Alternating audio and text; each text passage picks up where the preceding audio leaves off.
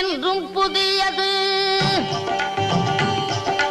பாடலென்றும் புதியது, பொருள் நிறைந்த பாடலென்றும் புதியது. முருகா உன்னை பாடும் பொருள் நிறைந்த பாடலென்றும் புதியது. முருகா உன்னை பாடும் பொருள் நிறைந்த பாடலென்றும் புதியது.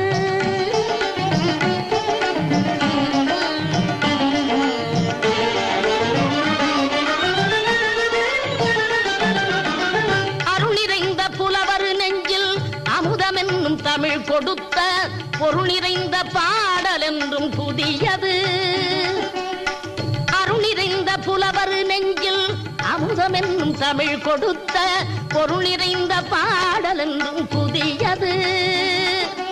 முருகன் என்ற பெயரில் வந்த அழகே என்றும் புதியது. முருகன் என்ற